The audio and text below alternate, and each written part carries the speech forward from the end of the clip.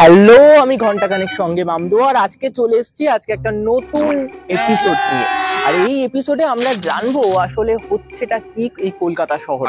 আর শুধু কলকাতা শহর নয়, বাংলার বিভিন্ন জায়গায় ঠিক হচ্ছেটা কি এবং মানুষ সেটা নিয়ে কি ভাবছে কি বলছে, ঠিক সেইগুলো নিয়ে আজকে আমরা জানতে এসেছি। আর চটপট দেরি না করে আমরা চলে যাব ঘন্টাখানেক সঙ্গে মামদোর এই এপিসোডে এবং চলো দেখা যাক ও কি ভাবছে। আচ্ছা, আমি হচ্ছি মামদো ভূত আর আমি পরলোক থেকে এই লোকে চলে এসেছি।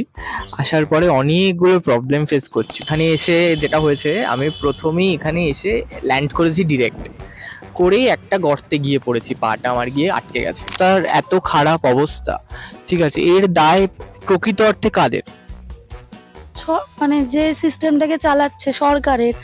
দেখানো হচ্ছে আমি কাজ করছি, কিন্তু আলটিমেটলি তো কিছুই মানে আমরা মানে সুবিধাটা পাচ্ছি কোথায় সেই অর্থে। তো কলকাতার রাস্তাঘাট সম্পর্কে আমার একটা অদ্ভুত ধারণা হয়েছে, আমিও প্রথমবার দেখে সেই ধারণাটা আমার তৈরি হয়েছে। তো আপনাদের এই ধারণাটা কেমন বা অভিজ্ঞতা কেমন সেগুলো একটু জানতে চাই। আমার বাড়িতেও গার্ডেন রিচ। এবার আমার কলেজ হচ্ছে NSHM নলেজ ক্যাম্পাস নিয়ালিপুর, এই নিয়ালিপুর না সরি টালিগঞ্জ। হ্যাঁ, সত্যি খুব বেহাল অবস্থা কলকাতার রাস্তার, খুবই বেহাল অবস্থা। কারণ খবর করলে পরে বর্ষাকাল মানে কলকাতার এখানে জল ওখানে জল ওখানে ডোবা। আপনার কেন, হয়তো আপনার মতো এরকম অনেকেরই পা গর্তে আটকে গেছে এবং পা হয়তো বেরোয়নি, জোর করে বার করতে কি নয় পাটা ভেঙেছে নয় তার কোমরটাই হয়তো ভেঙে গেছে। কি আর বলবো, মনে হচ্ছে কারোর বুকের উপর দিয়ে একটা হাঁটছি এরকম একেবারে। আর বৃষ্টিতে তো আলাদাই ব্যাপার। একটু পড়াটা রোগ আছে, তাই জন্য আমি মাঝে মাঝে স্লিপ খেয়ে পড়ে যাই। সব থেকে বড় কথা যেটা, বিড়ালের বাচ্চা, বিড়ালের ছানাপনারা, কুকুরের ছানাপনারা ওখানে একদম বংশ বিস্তার করে তাদের একদম করার নেই। একবার রিক্সা থেকে পড়ে গেলাম, এমন গাড্ডা ছিল যেটা আপনি গর্তে আপনি পড়েছেন, আমি নিজে পড়ে যাই। তখন ভাবি নিজেই পড়ে যাই, হয়তো কোনো রাস্তার কোনো দোষে। তারপরে দেখি না এই মানে যা অবস্থা রাস্তাঘাটে, একটা পিচ আর্ধেক করে রেখে দিচ্ছে, একটা ইট সেটাকে পুরোপুরি ঠিক করা হচ্ছে না।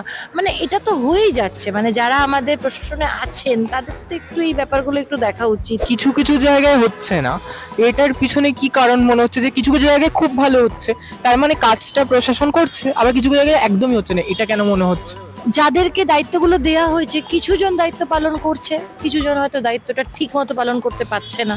এই দুটোই ডিফারেন্স আমার এখনো মনে হয়। যারা করছে তাদের এরিয়া সত্যি অনেকটা, তাদের এলাকা অনেক সুসজ্জিত হয়েছে। পড়লাম গর্তের মধ্যে, এবার গর্তের মধ্যে পড়ার পরে যেটা হয়েছে, আমার পাটা গেছে লেগে, গিয়ে আমি হসপিটালে গেছি। এবার হসপিটালে যাওয়ার পরে সেখানে গিয়ে দেখতে পাচ্ছি যে একটা অদ্ভুত প্রবলেম হচ্ছে। সেটা হচ্ছে আমি এমার্জেন্সিতে যাব, এমার্জেন্সিতে গিয়ে দেখতে পাচ্ছি এমার্জেন্সিতে বিশাল লাইন, নয় ডাক্তার নেই নয় নার্স নেই। এবার তাতে যেটা সমস্যা হচ্ছে যে আমি তাহলে এমার্জেন্সি কেন যাব? জরুরি অবস্থার জন্যই তো জরুরিকালীন অবস্থায় ট্রিটমেন্ট করাতে যাচ্ছি। এবার লাইন গিয়ে আমার মনে হচ্ছে এটা ইমার্জেন্সি, কারণ জরুরি অবস্থায় জরুরি কোনো ট্রিটমেন্টই নেই। না কি করা উচিত বা তোমার কি অভিজ্ঞতা যদি এরকম কিছু থাকে? হসপিটালগুলোতে তো এই ফেস করতে হচ্ছেই, মানে এখানে কখন ডাক্তার আসবে, বসে থাকো, বা আপনাকে একটা না প্রাইভেটের জায়গায় যেতে হবে, সেখানে আপনি হয়তো ট্রিটমেন্টটা ঠিকঠাক পাবেন। সবার পক্ষে তো অ্যাফোর্ড করা সম্ভব নয়।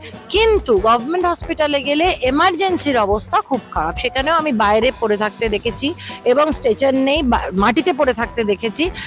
কিছু করার নেই। কি হয়, সরকারি জায়গায় গিয়ে মানে এরকম স্ট্রেচারে করে ফেলে রেখেছে, পাশ দিয়ে কুকুর যাচ্ছে, নোংরা, মানে স্যালাইনের বটলটাও ঝোলাবার জায়গা থাকে না, বাড়ির কোন একটা লোককে হয়তো নিয়ে দাঁড়িয়ে থাকতে হয়। এইটা হচ্ছে প্যাথেটিক কন্ডিশন, জানেন তো। মুসলিম ছেলেরা যখন যায় মেটিয়া ব্রুজে, তখন মানে যা বাজেভাবে কথা বলে, বাজেভাবে তাকায়, মানে ওখানে যেন মনে হয় আমরা বসতেই পারবো না, এরকম একটা অবস্থা হয়ে গেছে। ভাবলেই এখন অবধি কি হয়। আর সরকারি হসপিটালে তো দেখাই গেল পড়তে গিয়ে কি হচ্ছে মানুষের, সেখানে কিছু বলার নেই। এখন তো গভর্নমেন্ট হসপিটালগুলো কত সুন্দরভাবে রেনোভেট করেছে, সব গভর্নমেন্ট সুন্দরভাবে রেনোভেট, এমার্জেন্সি দারুণ, এসি করে দিচ্ছে। তাহলে কাজটা কেন ভেতরে হচ্ছে? আমরা তো গভর্নমেন্টে এসির হাওয়া খেতে যাবো না, গভর্নমেন্ট হসপিটাল ট্রিটমেন্টের জন্য যাবো। কারোরই সুরক্ষা নেই এখানে। মানে অ্যাকচুয়ালি আমি যেটা বলবো যে আমরা গার্ডেন রিচে থাকি, মেটিয়া ব্রুজের পাশে, ঠিক আছে। এবার সেখানে সেটা বলতে গেলে দ্বিতীয় পাকিস্তান, সত্যি কথা বলতে। দেখবেটা কে বলতে পারেন? দেখবে হচ্ছে যারা দেখবে তারাই শুষছে, এটাই হচ্ছে ব্যাপার। যারা দেখছে তারাই শুষছে, ডান হাত দিয়ে কাজ হচ্ছে, বা হাত দিয়ে কাজ, দুটো হাতেই তাদের কাজ হচ্ছে, এটাই হচ্ছে ব্যাপার। পুরোপুরি বলতে গেলে দুর্নীতিকর রাজ্য হয়ে গেছে। তাহলে ট্রিটমেন্টটা পাবো কি করে যদি এমার্জেন্সি সার্ভিসে কি আমাকে অতক্ষণ লাইন দিতে হয়? একদম দুর্নীতিকর রাজ্য। কোন দিকটা তুলে ধরবো যে হ্যাঁ পশ্চিমবঙ্গ একটা ভালো দিক, হ্যাঁ একটা পশ্চিমবঙ্গের রাজ্য থেকে এসছি, সত্যি মানে আগে বলতে ভালো লাগতো, এখন সত্যি বলতেও আর ভালো লাগে। এবার যদি প্রতিবাদ করতে যাই, দ্বিতীয় দিন এসে সবাই মানে সবাই মুসলিম দল বল নিয়ে এসে মারবে, বাড়িতে ঢুকে যাবে, এইগুলোই হচ্ছে, এগুলোই চলছে। খুবই খারাপ ব্যাপার। আমাদের যেন সেই সবার মধ্যে এখন সবাইকে বলে সবাই মিলে এটা করতে হবে, যে সেই ইচ্ছেটা যেন আমাদের থাকে যে না আর বাবা আসবো না কলকাতায়। এখনো আমরা মনে করি কলকাতায় আমরা আসবো, কলকাতায় আমরা থাকবো, ছেলেমেয়েরা পড়াশোনা করছে, ওরা বলে বাইরে চলে যাবো, কিন্তু কোথাও একটা গিয়ে তো কলকাতাই। মামদো কিন্তু এবার ভয়ই পাচ্ছে, খুবই ভয় পাচ্ছে।